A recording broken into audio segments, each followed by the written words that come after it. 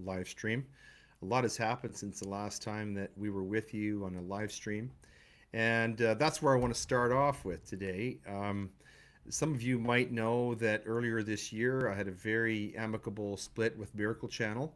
I wanted to take the show in a new direction. I wanted to rebrand it. I wanted to get it going in a different direction. I didn't feel like we were really reaching our potential in terms of delivering great content to you. And so I was able to find two gentlemen who I'd met through the Miracle Channel, actually the two best producers, the most talented people I work with while I was at Miracle Channel. One of them is my good friend Michael Klassen, host and creator of the 5 a.m. podcast. He's here with us tonight, and looking forward to having him here to talk about some things. And also Andrew Caldas, who is really a brilliant guy in media, a lot of experiences. So we're very excited about the new gray matter concept. And if you've seen any of the recent episodes, and I hope that you have, you'll see that we've really upgraded the quality of the graphics, of the sound. If you can believe it, they've even made me look better, which is a Herculean task, let's face it. And so I'm really enjoying the early stages of this transition. It's had a few wrinkles. Some of you have contacted me and said, Leighton, I can't find the show on my usual haunts at Spotify and Apple Podcasts, and we're working on sort of fixing those wrinkles. But right now, the show, I think you'll find it on Rumble and Podbean and also YouTube. And we've got some great episodes out recently. We released an interview I did with Dr. Sean Baker, who's a brilliant guy who's written a book called The Carnivore Diet. Mm-hmm. I think you really enjoy that episode, and a recent commentary that we put out about Father's Day. So the content is there. If you haven't seen it yet, if you've missed it because it's not in the usual places that you look for it, you know what? I got a great surprise for you. There's a whole bunch of episodes there that you'll Mm-hmm. find at those places. Michael, do you want to talk about a little bit about the transition that we've made and really the new concept that you and Andrew have dreamed up for the show? Yes, and thank thank you, Leighton, because it was great when we worked together before, and great working with you now, and we're looking forward to what's ahead. We've had some great guests. We're still going to have the weekly commentaries, the weekly shows, some other social media content. But of course, there's so many moving parts, and getting them all together, it doesn't always execute in reality like it does on the whiteboard and the notebook. My copious notebooks that I've been known for over the years, and it's one step in front of the other. And I'm thankful that we can be on here. And of course, you've been a great support to my podcast, 5 a.m. podcast. Although you And haven't invited me on the show I yet, I'm know, still a little. soon, very soon. I think it's I was actually wondering because I knew we were going to be talking about this, and I thought I better look at the calendar because he just might put the thumb screws to me, and I'm going to have to say, okay, I have the 14th of July, which is a Monday, and the 15th of July. So maybe we'll hammer that out Yeah. and have you on. And yeah, it's been great. I think our numbers on Andrew just messaged me. Our numbers online are growing a bit. So if you're watching, absolutely reshare this. I see that we have 12 on X, and here on Facebook, we've got a like. Thank you, Sheila. Yes, Leighton's camera is lagging a little bit. We were working on that, so we're hoping that the interwebs and all the little pixies there are doing their thing. They want to stop me. But They don't. yes. you know but yeah, and by the way, folks, if you want to leave comments on Facebook and the other platforms, please do that. We're going to do our best Hmm. to answer your comments and respond to them. We want to get we're going to be having a very interesting discussion tonight. I hope that you will engage with that. And where I want to take the conversation tonight is in terms of military, the remilitarization of Canada. There's a lot of talk about war lately. We see just today that Donald Trump and his administration Really, there isn't. You couldn't put a thin piece of paper between the USA and Israel right now. It's very clear that the USA is being drawn into that war. They're using the word "we." We are in Hmm. control of the airspace over Iran right now. Those are the words of Donald Trump. He said that today. So we've got that conflict going on, which is frightening in and of itself, and we have the continuing conflict in Ukraine. And so it's easy to not notice, to perhaps to escape our notice, Hmm. to see our surreptitious Prime Minister Mark Carney, who we're beginning to discover is a man who doesn't operate in the limelight the way our former Prime Minister did. Rather, he's someone who moves in a very clandestine way. He doesn't like speaking in public. He doesn't like answering questions. But there's a lot going on behind the scenes in terms of some new legislation that's coming into effect in Canada. And today I want to talk about the steps that he is taking, really a 180-degree turn from the Trudeau government on the Canadian military.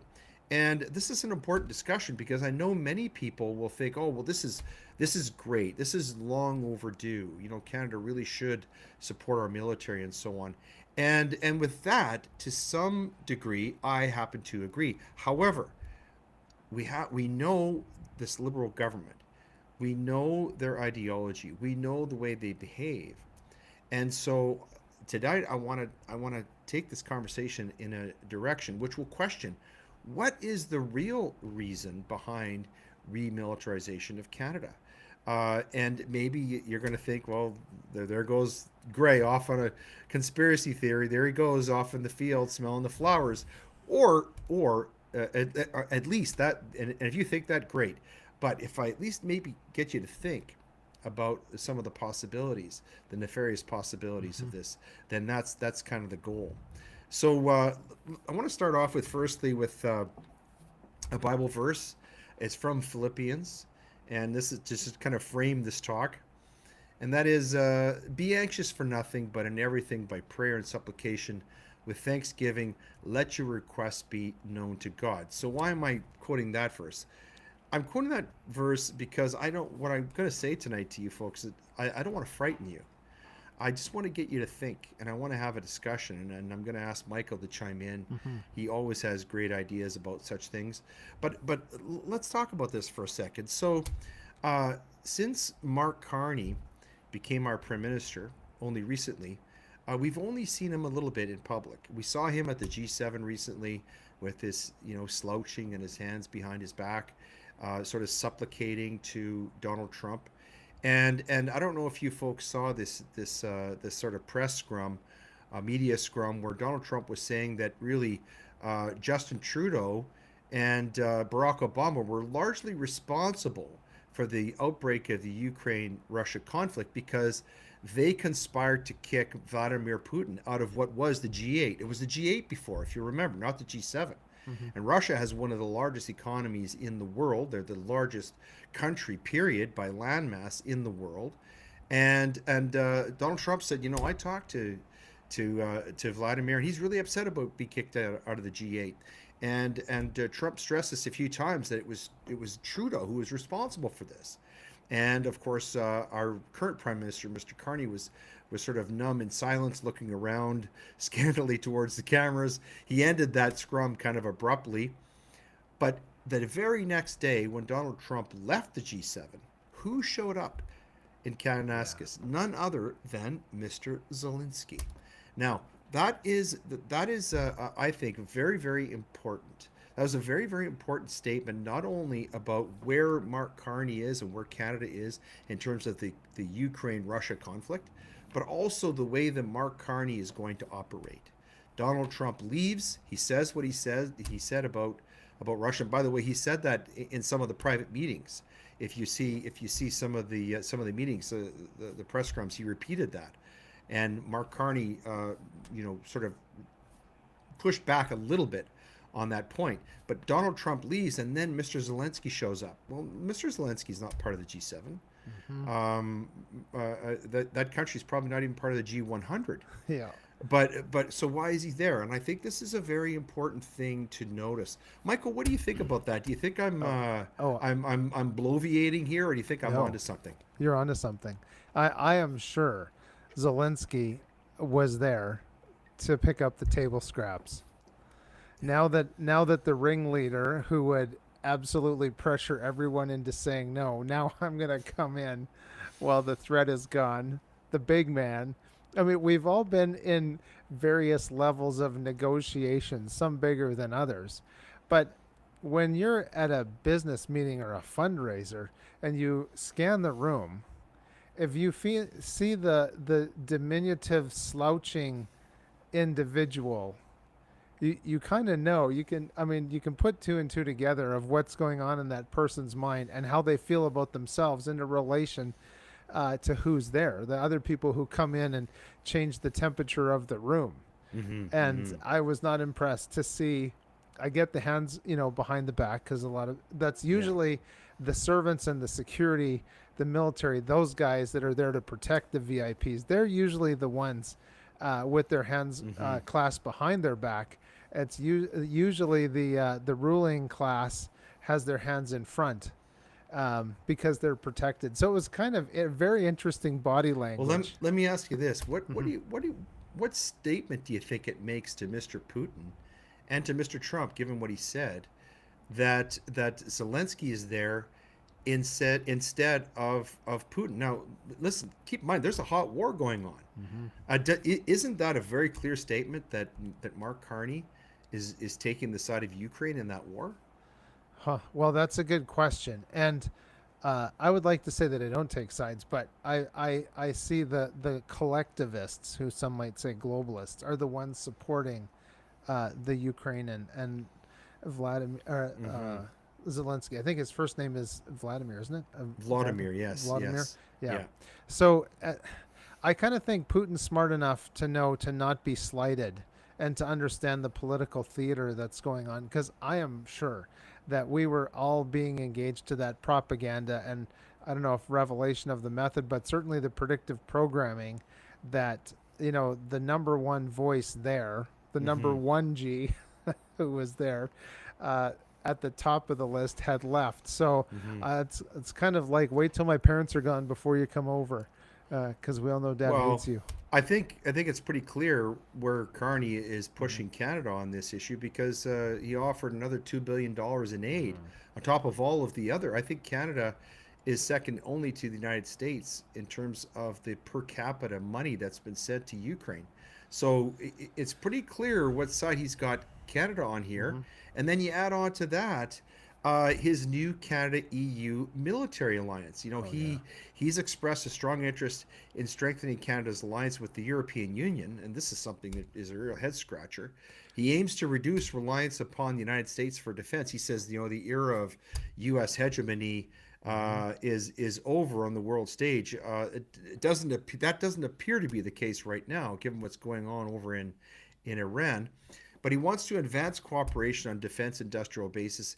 He's indicated that Canada is looking to join a major European military buildup by July of this year as part of efforts to increase defense spending and build a more resilient transatlantic partnership. Yeah. Which is really code word for he wants to bring us fully into European wars.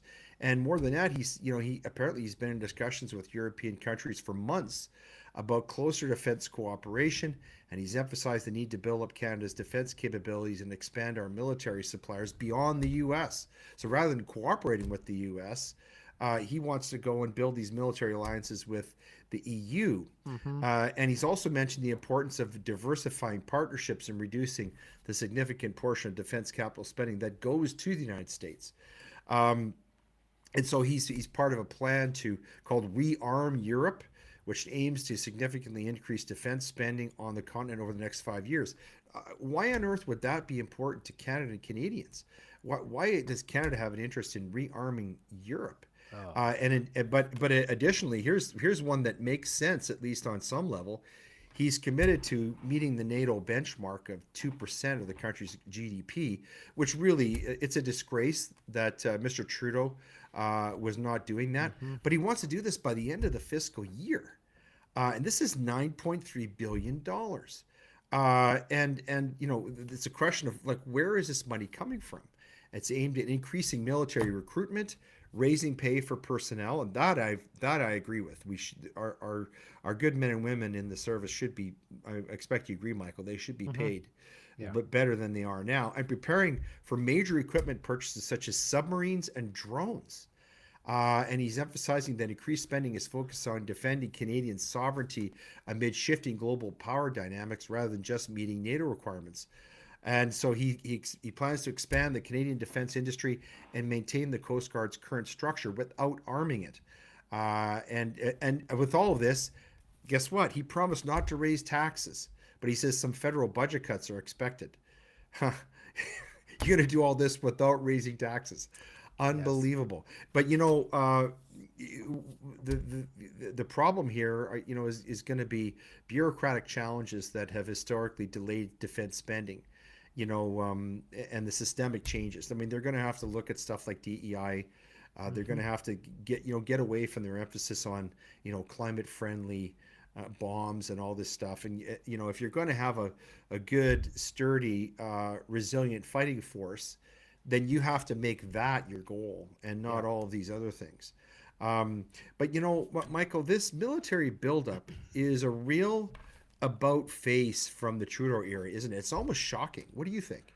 Well, it almost sounds too good to be true in one sense because that's like for Canada, that's a massive amount of money. The United States is what, 27 Oh however yeah, many they trillion they spend dollars. more money on military than the rest of the world That's does right. combined. Yeah. And so what was the one nation that came in and ended World War 1? America. What was the nation that came in and ended World War 2? America. And so you see this economic engine. I mean, Canada's GDP is the same as the state of New York's Wow. GDP. And so, with the money that we've already sent over to the military operation between Russia and the Ukraine, we could have a sizable budget for our military. But to think in terms of, let's say, the project management mind of hearing that all this money's coming, but boy, there's no to build up the Canadian manufacturing or getting the Griffins over here, and all of a sudden we're going to be this aerospace giant in a very small pond. But I'm the only thing I could think of is this what we saw during the election, Hmm. which is distraction and Yeah. the flashy cards out front while they're picking our pocket in the Yep. Yep.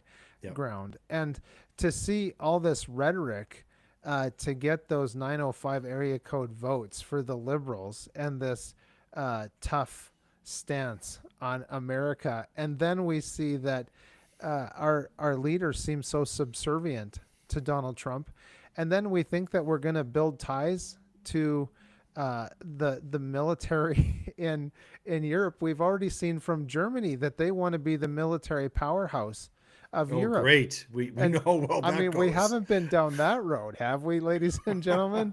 And so, do you think if the chancellor in Germany is already saying, "Hey, we're going to be the military powerhouse," we have this central figure in this location, and we've done it before, friends. Hmm. And so then do you think Germany wants to have the rest of the EU join up with Canada?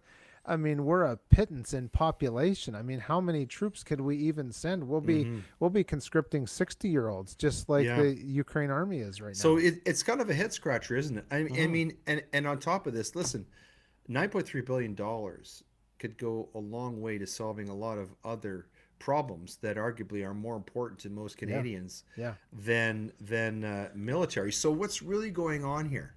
Well, let's go a little bit deeper into the context here. So let's look at Hmm. what's going on with Iran and Israel.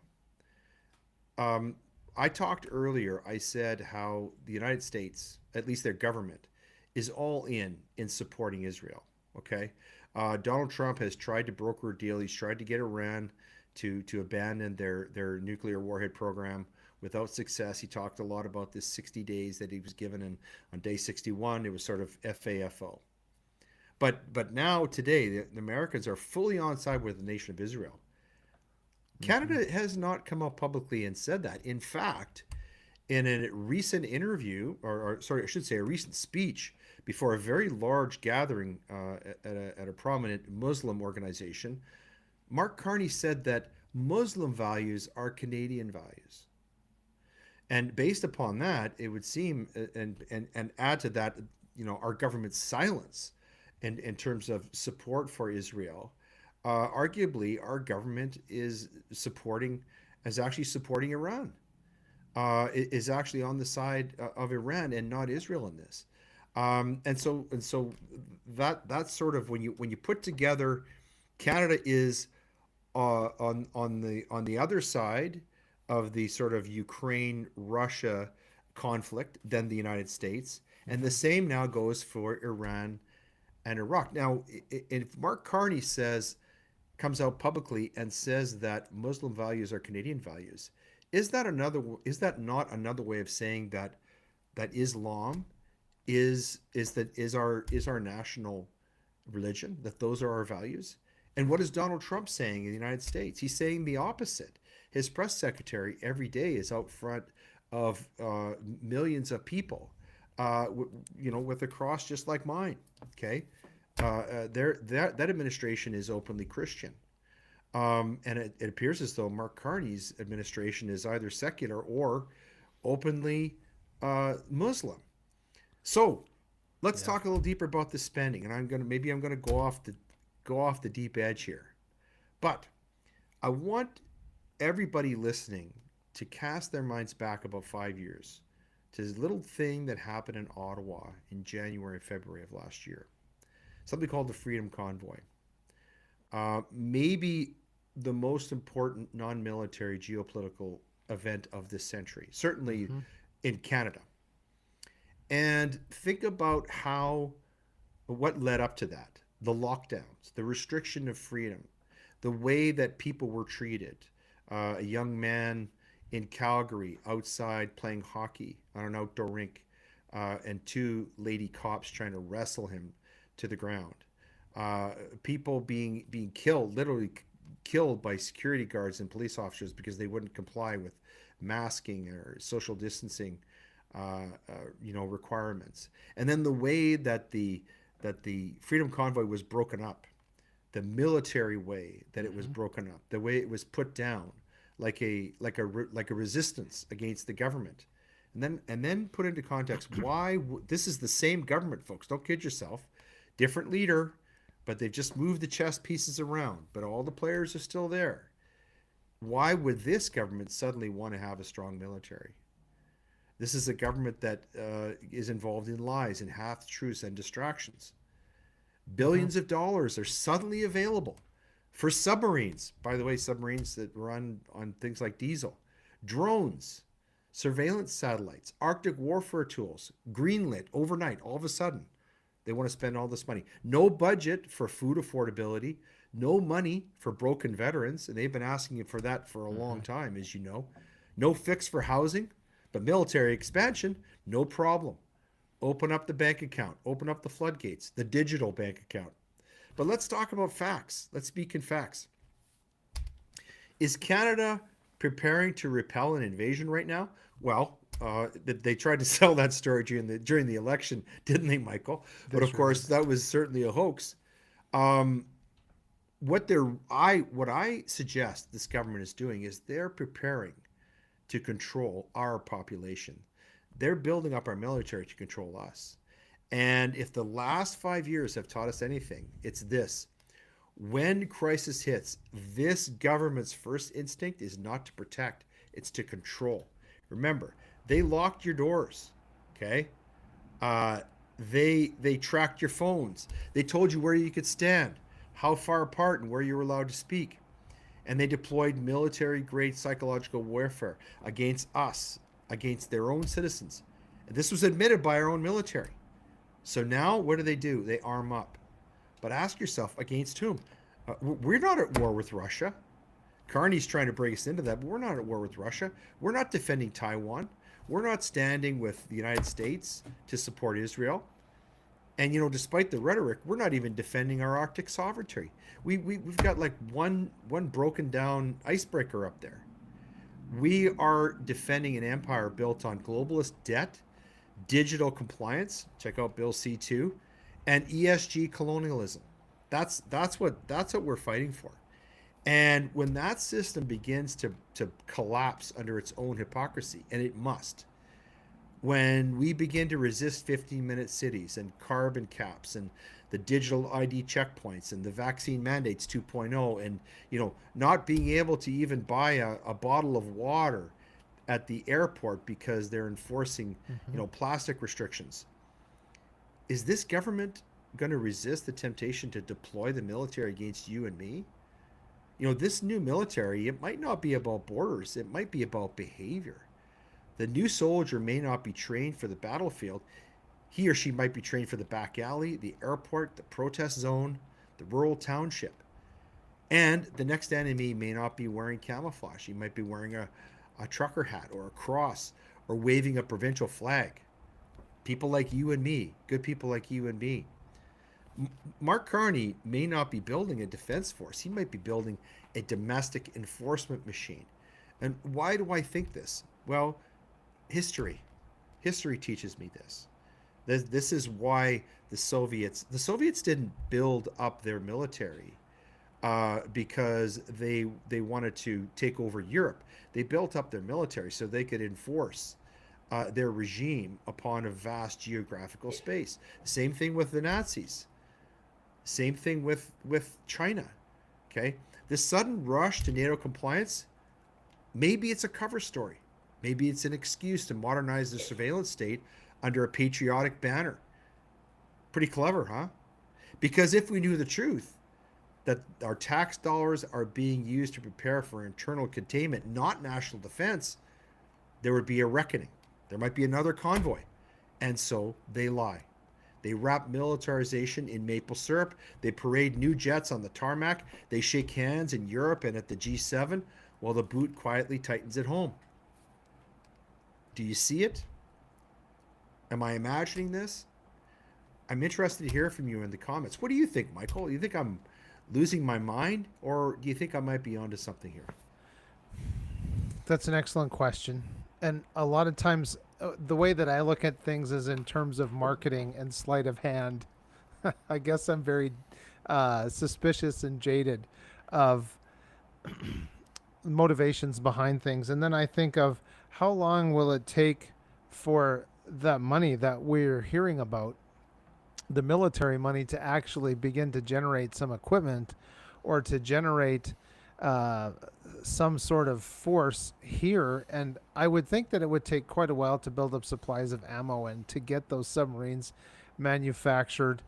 Uh, but boy, it does seem like they're operating without a playbook and they're just making it up as they go along. It does seem the things that we were told to be outraged about are like they're as old as the, you know, 2 weeks ago headlines from the defunct newspapers that are around us. And things are changing so fast. If we look for that one constant thread that's around us, it's certainly not coming from our politics. Take, I won't say our friend, that Pierre Polyev fellow, what he was like in his Apple speeches Mm-hmm. versus what he was like during our 32 or Yeah, 37 what days. happened there? What happened there? I know. And then after the election, he starts talking about, we've got to stop all this immigration. Yes. Pierre, where were you? That's the stuff that Canadians needed to needed to hear, right? That's Yes. what we needed to hear from you. And but more than that, I mean, uh, Canadians need to know. They need to have some sense that the people in public life, people like Mr. Poilievre, Mr. Hmm. Carney, and others, that they actually have an interest in the welfare of our country and in the welfare of the people that they're governing, and not just in the economic welfare, but what about the spiritual welfare? What about Mm. the spirit of the country? You know, um, what about that? And this is actually the subject of of an upcoming commentary that I'm doing on the show is talking about um, how over the past, let's say, half century, the conservatives in like Mr. Poilievre have been consistently losing to the liberals, mainly because they won't engage in the culture war. Hmm. And it's the culture war that's winning elections. It's the culture war that's taking over our major institutions like our politics, our universities, our schools, our hospitals, our charities, our law societies, our medical colleges, all of it. And that's really what you're talking about, isn't it? Hmm. That you want to see more of the apple chomping Pierre Poilievre, who's going to talk about real things that matter to Canadians and not, lower taxes and axe the carbon tax. What do you think? Like, what do you want to hear from politicians? Well, I would first I'll answer that by saying, ladies and gentlemen, the reason for the door knocking during that election period is so that they can tally up their responses of who's for them and who's against them. And virtually every political party will know uh, 10 to maybe 12, maybe 14 days, but 10 days before election day, they will already know if they've won or lost. And Yeah, so you can always see right at that time, the last 10 to 14 days. we knew 3 weeks out Yeah. that the Conservatives were going to lose. Yeah. Yeah. And so in saying that, it just we would like to see some principled leadership Yeah. that's not a weather vane. And Yeah. Stephen Harper, he talked about chocolate soldiers, Yeah. people that would melt as soon as there was some heat applied. Yeah. But one of my more socialist, progressive older friends that we get together for lunch with, he asked me, kind of hitting me in the ribs at the same time with his elbows up. Just what I thought of Pierre. And I said, I would really like someone who's not a weather vane. Yeah. I want him to know where his true north is, and no matter how much the people in the office at headquarters for the Conservative Party are not saying, well, our polling says you should say these words in this way. That's really Mm-hmm. irritating. I want someone who's going to say, no, this is who I am, this is what I believe, and I stick by it. Mm-hmm. And we did have, just as a rabbit trail, Jules had asked, is this why the soldiers were training in the Chinese soldiers were training in Canada? And Yeah. that was part of the cold weather training in 2019 that they were attending. And I know we all have short social media memories, but then it was right around that time where there was that Huawei executive Mm-hmm. who got a little apprehended thanks to the Canadian authorities, Mm-hmm. and that ruffled some feathers. There were So, also some reports of them training at an air base near Suffield in Alberta. It was an old military air base that the Chinese had essentially leased it, oh, and is that that they were right? they were training. This is a few years ago. It was a Mm. story that was kept kind of quiet, and by the way, I appreciate Jules's comment because it reminded me of something else that's important to this conversation. Mark Carney has said publicly that he wants to draw Canada closer. He wants closer ties with China. Why, at this moment in history, would we want closer ties with China? How does that benefit Canada? Um, do we have a lot in common with China culturally, politically, historically? I don't think so. I don't think we want to draw closer to China. China has never been one of our partners. Mhm. So why now? Why does well because we know that this is the avatar for globalism, and that Mr. Carney is saying publicly that the era of U.S. hegemony is over, and so he thinks he wants to get on the winning side, and the winning side is China. China is the next phase. So that's yet another example, or another, I guess, another piece of circumstantial evidence Mhm. in support of what I'm saying about Mr. Carney, that he's leading Canada, down a path really of potential really serious destruction. And we may be he may be spending our tax dollars to construct a military that is going to be used primarily to control us and to restrict our freedoms. Did you hear, Michael, what's happening with our passports? I did not, but my wife and I were actually just talking on the weekend about when ours expires, and that's Yeah. coming up in about 18 months. they're passing you. This is under Bill C2. This is the fine print under Bill C2. And those of you who haven't heard about Bill C2, this is the one that really is supposed to be about protection of our borders, but actually, like everything that the Liberals pass, is about restriction of our freedoms. Mm-hmm. And part of that bill, the most noteworthy part, is really ushering in digital currency by restricting cash. As you know, we can't use cash in airports anymore. But now what they're going to do is that they're going to make it a criminal code offense to complete a cash transaction in a sum over $10,000. If you can imagine, Wow. that's going to be criminal in Canada. $10,000. And but under C2, what they're doing with our passports is they're going to make it more difficult for us to renew our passports. So that before you can renew your passport, you're going to have to establish proof of your residency, where you're actually living. So, for example, if you're a snowbird, or if you're a student, if you're someone who's a Canadian citizen, you've had your passport, you're born in Canada, but you're living abroad, or there are many people who are called sort of digital citizens, where they live elsewhere but they maintain their Canadian citizenship.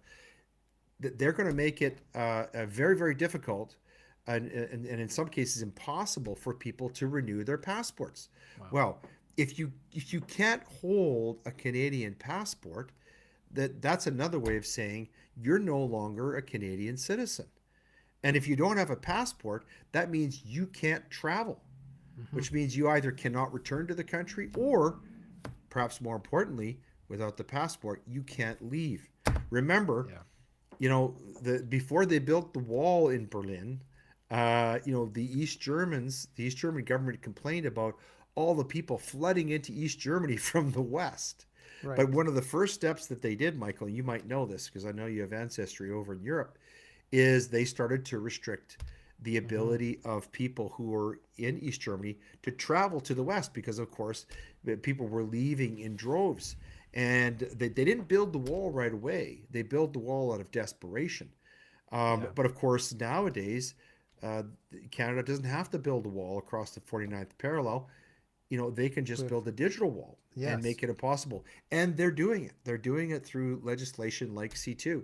And so, if people take nothing out of this live stream tonight, I just want to basically make them aware of some of the things that this government is doing in the dark. Mm-hmm. What they say in the light versus what they're doing in the dark.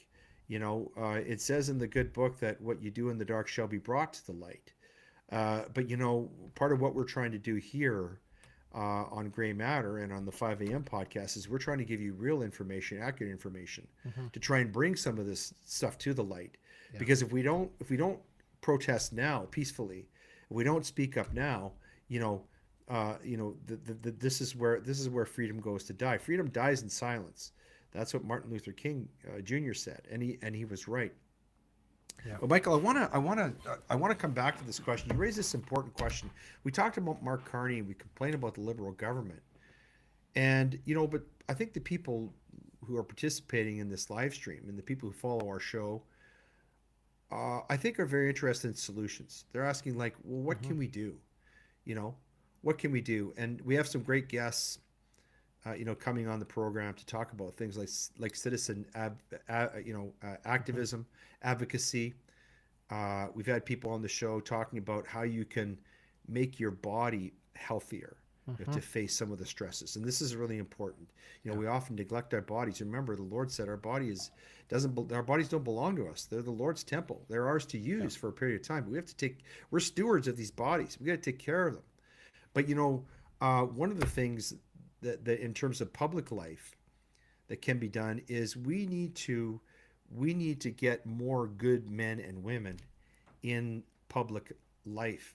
And I just want to share something that I wrote in an upcoming commentary for the show, Mm-hmm. a commentary called Canadian Values. It says the point here is that if we love license or make prosperity our god, then we will lose freedom. If our society is populated by bad men and women, then we will be unable to hate tyranny, because bad human beings are necessarily tyrants. So what we really need is to take consideration not just of new political and institutional structures, for example, like an independent Alberta, Yeah. or a new Bill of Rights, but to take a closer look at our hearts. Here, it must be remembered that a moral person is not one who has never sinned, but rather one who is no longer under the power of sin.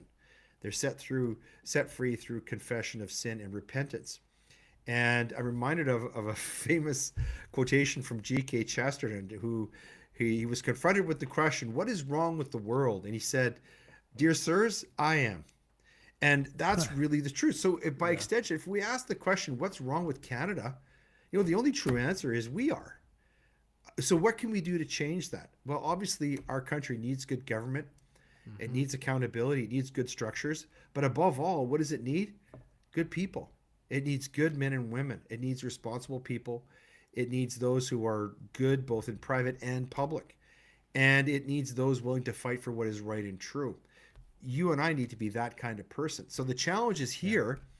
And, some of us might need to be dragged kicking and screaming into positions of authority because, like the good hobbits of the Shire, we don't long for power. But how do we raise up these good men and women? Well, we do it in the gospel of Jesus Christ, Mm. because it's the word of God that presents us with our sins, breaks us down, and raises us up as newly baptized followers of Jesus Christ. And I envision this happening, Michael. I really see that this is going to happen in Canada, but there's a tremendous challenge that's happening. And we talked about Mark Carney and things like that on a political level, on an economic level, but I'm going deeper, even than culture. I'm talking about a spiritual Hmm. level. This is where it has to change, and this is where I predict it is going to change. What do you think about that? Yeah. Well, I would say I wholeheartedly agree. And the temperature is changing. And it's because when there's a vacuum for leadership, people go looking for a source greater than themselves. Right. And I was recording as a guest on a podcast this morning with a fellow in Missouri. And the reason I bring that up, we were having a very, very similar conversation about getting to know your neighbors. and Right. and at that, so I had a great accountant It's hard to many. love them if you don't know them, right? That's right. And so I had this great accountant many years ago, and he inherited this senior citizen lady from the book of business that he bought, and she would say to him, "If I take care of my nickels and dimes, my dollars will take care of themselves." And so when we start in our own neighborhood, getting to know our neighbors, I mean, there's a guy, let's say, oh, if somebody knows where I live, they'll know who I'm pointing at. But so let's say there's someone, he's not the favorite on the block, but we still have to build those bridges, and we Mm-hmm. have to build those relationships because, as Ronald Reagan said, politics starts at the dining room table. And Mm-hmm. so beyond that, we need to have bridges with our friends and neighbors and be involved at the local level, and then build ourselves up physically and spiritually and morally, and know what our compass is, and know I just okay so I live in a small town. I brought my vehicle over to the dealership. They know who I am. More importantly, they know where I live. Their computer system was down. I got some work done on the vehicle. They just said, just come back, come back and pay us. Don't worry about it. And that does not happen in a big city. But in a small town, I know dollars to donuts. I'm going over there Thursday when I said, or Friday when I said I was going to go over when their computer system is back up to pay my bill. Right. And we have that relationship and that level of trust, and that's what we need in our communities. Mm-hmm. Um, you This know, is this yeah. is really this is really true. It's a great point.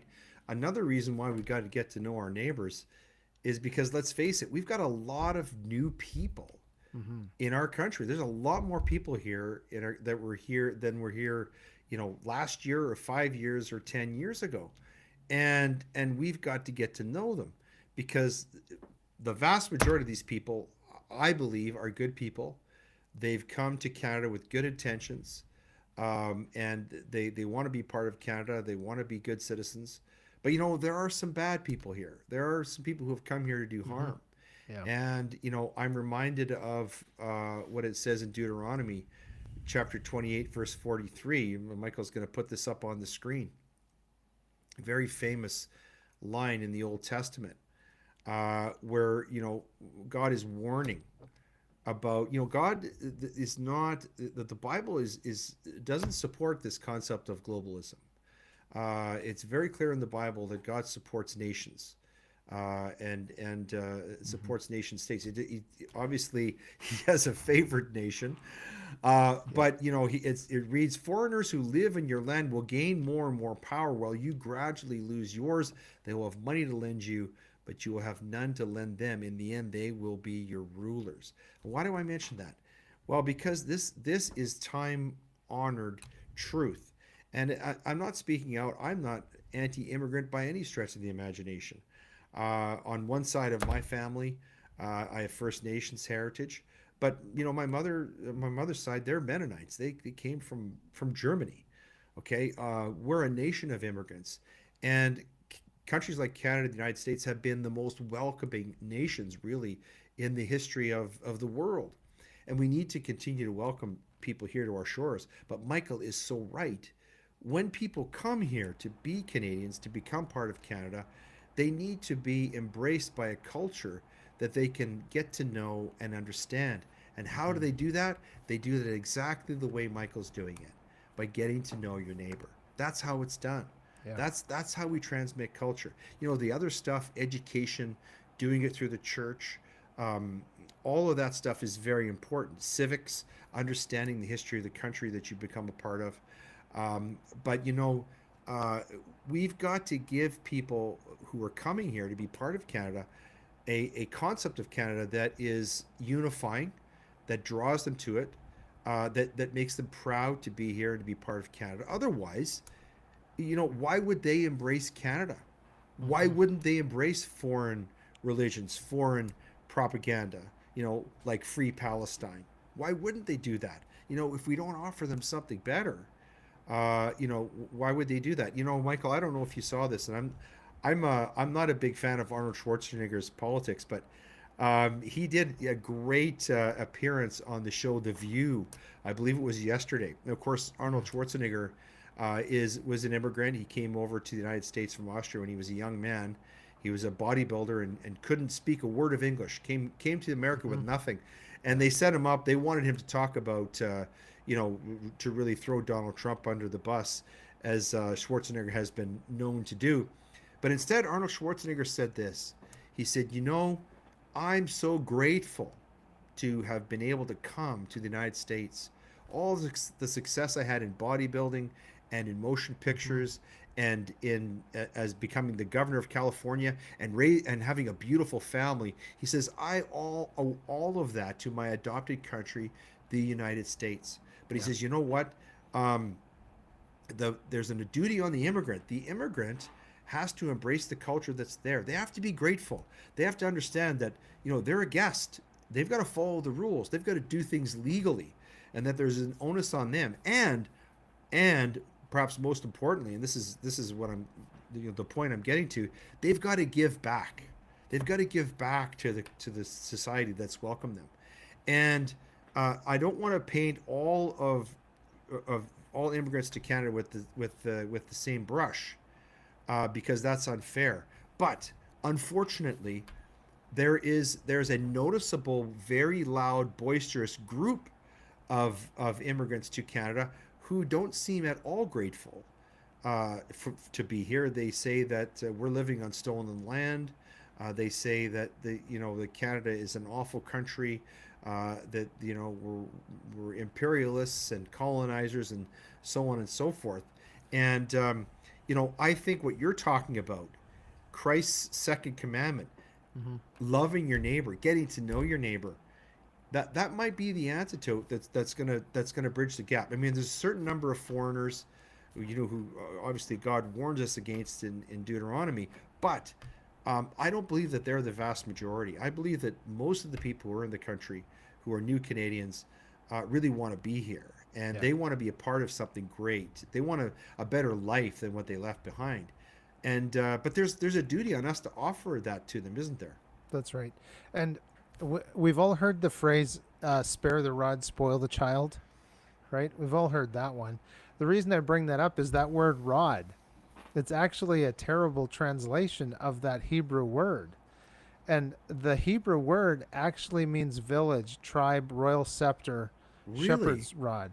It I has did nothing not to do know with that. a spanking paddle or anything like that. So when you Wow. read the word, that verse as it was intended, uh, by the, I guess, the Holy Spirit, the writer of that proverb, Mm-hmm. King Mm-hmm. Solomon, it's actually spare your village, spare your tribe from your child, and they're not going to grow up the way you want them to. And so, if we think of that community mindset, and no shepherd ever would use his shepherd's rod to hurt the sheep, it's actually to be an offensive weapon to protect the Right. sheep. Or to Same thing, guide them, to right? guide them. And the Yeah. same thing with a royal scepter. Mm-hmm. There Mm-hmm. was a purpose for that. But when we think of that, that word actually means tribe or village. It means that we need to be involved in our communities, and we need to be praying for our leadership, but we need to be building a strong community and a strong family. Mm-hmm. It'd be great to hear from people in the Mm-hmm. comments about what they think about some of the things we've been talking about tonight. Especially, I'd love to hear from people about actions that we can take. Michael suggested a really great one. Actions that we can take in our own communities to improve the lives, our own lives, and the lives of our communities. Taking that kind of action, that's where we can make the biggest difference. We can't stop Mark Carney from doing anything, or Pierre Poilievre, or Mm. Danielle Smith, or you know any of the other premiers. But we can get involved. We can make a difference in our own communities, and our own Mm-hmm. families, and our own homes. Yeah. We can be leaders in our businesses.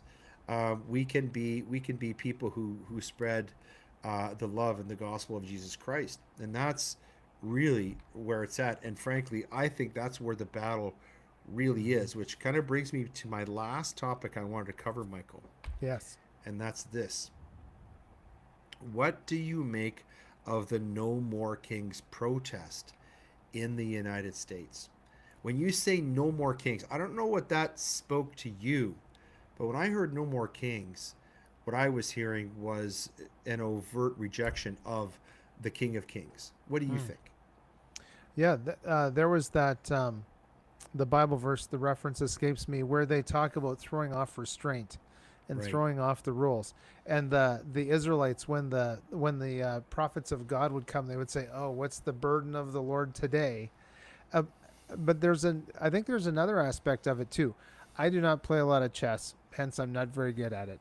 But I have some family members that love to play chess, and they are good at it. And the one thing I learned from playing them is that, as the moment in chess where you start reacting, Ah, you've lost the game. yep. And so, if Also you, true in the legal game, by the way. yes, in the legal game as well, the moment you allow someone to knock you off your course so that you're reacting, and Yeah. look at all of the headlines, look at all the politics, all that garbage, all that smoke and mirrors, it's to make Canadians react. Just like Yeah. the No Kings protest, it's to make people react Mm-hmm. and get Mm-hmm. them uncomfortable and unsettled. Mm-hmm. And that could be why, with the No Kings, this week on X, the hashtag Jesus is King was actually trending. Yeah. So that, So then maybe a yeah. lot of people, saw it the way I did. Mm-hmm.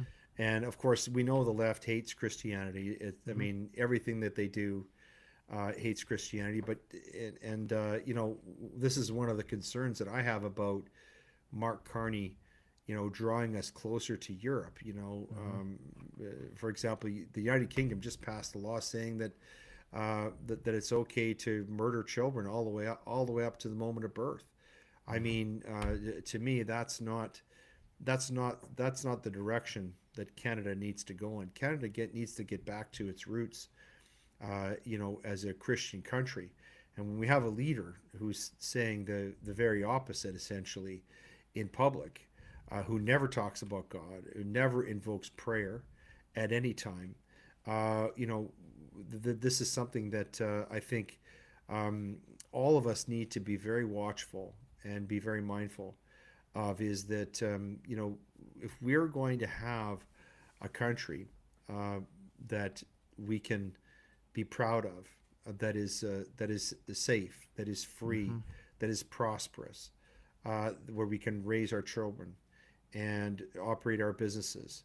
The kind of country that Canada has been for generations.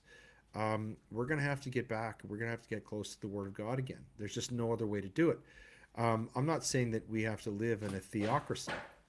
I'm saying that at the very least, we need to have a society that's founded upon what Richard Dawkins, famed atheist, recently called cultural Christianity. And the reason why is it's only that society that is founded upon Judeo-Christian ethics and Western culture that tolerates all of the other religions, that tolerates all of the other ideologies, political ideologies, wrong as they may be. And it's the only one that actually promotes the importance of family, the dignity of the human body and of life, that's the only way we're going to restore to rehabilitate Canada. The word rehabilitate is a Greek word. It actually means to restore again to dignity. And I think that's a great way to think of Canada. And that's part of the reason why we're doing this. That's why we do the Gray Matter podcast. It's why Michael does the 5 a.m. podcast. It's why we're here tonight talking with you, because we need your help. This is something we have to do together. And the more that we join hands and do it, the bigger difference that we can make. Yeah, absolutely. And I did just get a message from a friend of mine, Steve, who's watching on 5 a.m. YouTube. So if you want to leave a comment, you can certainly do that in the comments on the Facebook page for Gray Matter Podcast or for Gray Matter Podcast on X. If you want to leave, because we'd love to hear from you. And it is an engaging conversation, and it's very near and dear to our hearts, because we all need to know how we can continue to get along and have peace in this nation. When you if you were to do a Google search of all the wars that have taken place on continental Europe, that our ancestors somehow survived, thousands of years of bloodshed and carnage and war, and yet here we are today. The amount of peace that we've had, I'm pretty sure, they talk about the Pax Romana at the time of Jesus Christ, but the peace that we have today is like, we don't have 100-year war like they had in between France and Britain. Michael, do you want to tell people where they can find the show? If they want to go, if they want to access episodes, if they want to leave comments, where they can do that, because as we talked about off the top of the show, if some of you weren't here, the Gray Matter podcast has undergone an exciting rebranding, and we've got a lot of great a lot of great content coming your way. A lot of great guests. We have my book coming out. That's a teaser. Michael's working on that project. We've just found the cover art for it. And so a lot of really great things happening. But where can people find the show, Michael? What's the best place for them to look? We are working on the Spotify and the Apple podcast side of it. We do try and get everything posted on the Gray Matter X channel, as well as if you go to Podbean, just like it sounds, podandbean.com, search for Gray Matter. You'll find all of the podcasts there. We also have the Gray Matter YouTube, and then, of course, the Facebook and Instagram. So right now, what we're trying to do is when we do upload a commentary or an interview, we put the links for Facebook to get it from Facebook and Instagram. It'll be on the YouTube channel and it'll be on X, but we'd love to build up the Podbean account, and we will iron out the kinks for the Spotify and Apple podcasts. That's just been taking a little bit of extra time and effort to do that. So it's building, and it's and while you're at it, but check out the 5 a.m. podcast as well. Michael's got a lot of great guests on that show.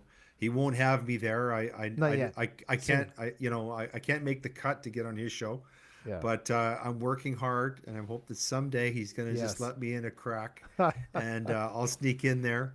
But folks, if you like what you're seeing and hearing with the show, give us a follow, give us a like, share it with if you've taken this in, share it with 3 friends. We've got to spread the word. You know, if we don't keep alive in independent content Hmm. where we can talk about the kinds of things that we talk about in the show, you know, it's just not going to be here. So we really do need your support. We're grateful for it, Yeah. and I want to thank everybody who tuned in tonight and participated in this conversation. I'm really excited to see some of the comments that Hmm. we get from people about some of the nutty conspiracy theories that I brought up tonight Yes. with Michael. Um, but I thought what we could do, perhaps right now, we're just coming up just over an hour, is maybe close with a prayer. And this is one of my favorites. It's from First Timothy chapter 2 verses 1 to 4. Michael's going to bring it up on the screen there for those of you Hmm. watching. First of all, then, I urge that entreaties and prayers, petitions and thanksgivings be made on behalf of all men for kings and all who are in authority, so that we may lead a tranquil and quiet life in all godliness and dignity. This is good and acceptable in the sight of God our Savior, who desires all men to be saved and to come to the knowledge of the truth. And that's really what we're talking about here. You know, we criticize our leaders, our Mark Carneys and Donald Trumps and so on, but you know what? The Lord tells us we got to pray for them. We got to pray for them. We got to pray for Mark Carney that he's going to make better decisions that are going to benefit Canadians. We have to do more than pray, but we also have to pray.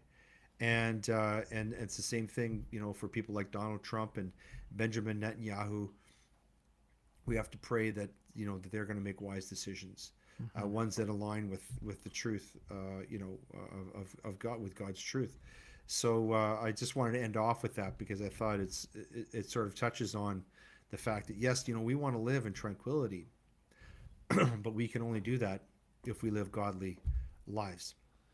Yes. And the way we do that is through embracing a knowledge of the truth, which is what we've been trying to talk about here tonight. We always try to talk about on Gray Matter. Hmm. That's why we do it, and that's why we love doing it. And we look forward to seeing you again very soon. So thanks to everyone for tuning in. Michael, any final words? Oh, well, hopefully we'll be back again next week with another live. Perhaps there'll be another guest other than myself with you, although these are always great conversations. And just a reminder that the Gray Matter social media on the Facebook, Instagram, on X, and then, of course, Podbean and YouTube. And you can find me at 5ampodcast.com.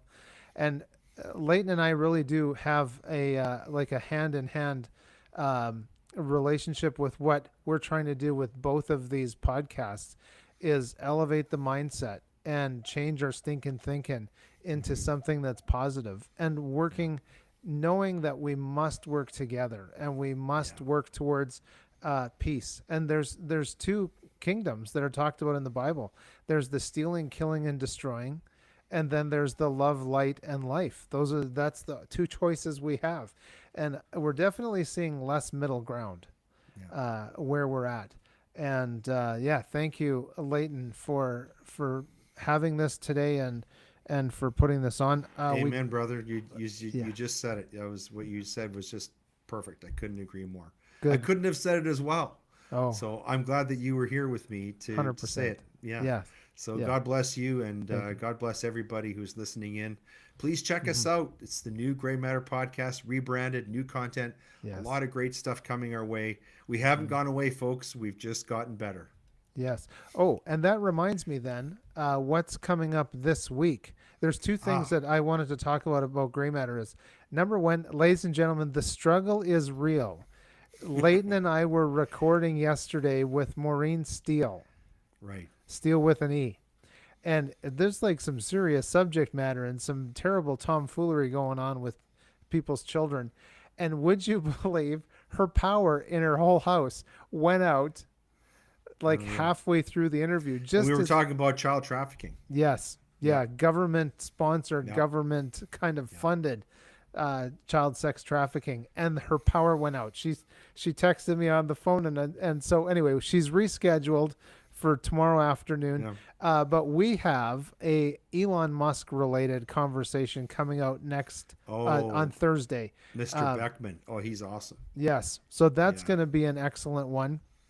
And then Hmm. we do, of course, the Maureen Steele. That's going to be coming out in a few weeks. There's a few other things that you're going to not want to miss. And absolutely, please help us by sharing and liking what we do because we absolutely need your help with getting the word out about gray matter. And we have some phenomenal guests that are coming up that their stories really need to be told. Yeah, including Dr. Robert Malone, who Mm-hmm. was just appointed to a very high level vaccine committee by RFK Jr. He's coming Yeah. back on the program. So, yeah, some really great guests coming up. We're looking forward to it. And just a teaser, very one of the largest Christian broadcasters in the United States is Mm-hmm. looking very closely at our show, perhaps picking it up. Mm-hmm. So, the more support we can get from people like you, the more you can help us reach more people. And that's really Yeah. what we're trying to do. Yeah. And I do want to shout out to the 160 views that we have on X tonight. Oh, that's fantastic. Yeah. Thank you for being here. And we do appreciate it. And I wanted to say, Leighton, that I know we probably have to wrap things up, but just the opportunity that you have to even, when we think of all the distractions of politics, and to know that what we actually need to do is come together and with your content of being able to talk to people like Dennis Neal, like Mm-hmm. Eric Beckman, Mm-hmm. and Dr. Sean Baker, Mm-hmm. that these kinds of conversations really hit people or impact people where they live, and Yes. how it's not only changing their mindset but changing how they function physically, and Mm-hmm. Mm-hmm. understanding that we've got to be in this for the long haul. You Yeah. know, we get Yeah. tricked into these 4 or 5 year political cycles. Every year there's a new Stanley Cup champion. Every year there's a new World Series and a new Super Bowl, and it's Ouch! Too soon, Michael. In the I know Stanley Cup chat. Oh, just kidding. too soon. Um, Although I think was it you that pointed out the income tax free states are the ones that seem to be winning the championships in hockey. Uh, Yeah. so there might be something Well, to there's that. at least there's a lot of Canadians living in South Florida, Yeah, so hopefully they're enjoying their Stanley Cup champ. They're certainly well deserved. Wonderful series and just a great team that's been yeah, assembled there. So we're a yeah. very worthy champion. Onward and upwards. And sadly, I was driving through Edmonton. I don't know if that's the sad part, but of course, it's no longer called the City of Champions, Mm, which is, ladies and gentlemen, we got to think that we're champions, regardless yes. of what's going on around us. Queen was right. We are the champions. We are, yes. So we've got a comment here from Wes. It says, I've enjoyed gray matter in the past and used to be a regular contributor. Ask Leighton about my solution to stop teachers from indoctrinating Oh yeah, this guy's a practices. genius. Yeah, he's a Yes. genius. Yeah, I love Wes. Having said that, I lost contact and I'm now here, but a little bit confused as to Okay, so when we don't do the video and we're on X, then we can bring you on as speakers, and Ah, then you don't have to hear me talk or Leighton, because you can actually get involved in the game. So Leighton and I need to do have a little bit of a powwow to see yeah. if we want to Let's go back let's to do the that old too. way. Let's Yeah, let's do both. yeah. And we'll So let the people decide. mhm, I know that Wes. I really enjoyed that format. yeah, It was sort of like a radio call-in show, hmm, and yeah, I really enjoyed hearing from people. It was very spontaneous, and I found people were always very very respectful, right, and we got just some great comments and feedback, and it was so immediate. So I really enjoyed that part of it. I would yeah, love to do it again. yeah. So I'm gonna see if I have that capability with Riverside. If not, then next time you won't see our smiling faces. You'll just hear our melodic voices, and you'll be able to chime in because those are really good. And I was also thinking about our friend Payman Ascari. Thank Yes. you, Wes. Wes says appreciate that, fellas. And Jules asked Leighton if they might see you at an APP event in Bonneville. I, I am going to be. I shouldn't say this because all of the assassins who want to get me will come out of the woodwork. But I'm Ah, going to be. I'm going to be in Bonneville on the June the 23rd for one of those events. okay. It's going to be a great event. My good friend Dr. Dennis Modry is going Mm, to be there. Of course, Mitch Sylvester, who's the current CEO of Alberta Prosperity Project, and my friend and colleague, Jeff Rath, Ah, who's been very much in the news, very sort of the face of Alberta Prosperity Project, or at least of Alberta Independence, will be there as well. He's a very engaging speaker, as are the other two. I haven't been asked to speak at that event, but I'm looking forward to going there and seeing all of my good friends mhm. who are involved with the Alberta Prosperity Project. So if you want to meet me there and shake my hand, or if you want to bring rotten eggs and throw tomatoes at me, I'll be there June the 23rd in Bonnyville. That's great. I was thinking maybe a lemon meringue pie or something nice like that, but I love lemon meringue. That'd yeah, be great. I'd love that. there's some steaks. Yeah. But well, okay. I guess there's no more comments. And we did get a couple people who are watching on the 5 a.m. podcast YouTube channel. Great. And so thank you. Yeah, thank you for that. Spreading the word. Spreading the word. Michael, I want to thank you so much for being here with me tonight, and also all My the pleasure. incredible work that you and Andrew Caldas do on the show. I'm so blessed. I thank God in my prayers every day that I have this new incredible production team, and I'm very excited about the future of the Gray Matter podcast. But that it can't go anywhere unless we have the Hmm. support of the people. Yeah. So I hope those who have listened in tonight, and I'm grateful that you have, will share this, and Yeah. we'll spread the word that the show is bigger and better things are coming from the Gray Matter podcast. Yeah. It's all for you, but its success Hmm. depends upon you. So please help us all you can. Yes. Thank you. Good night. Thanks, God bless. Leighton. God bless you.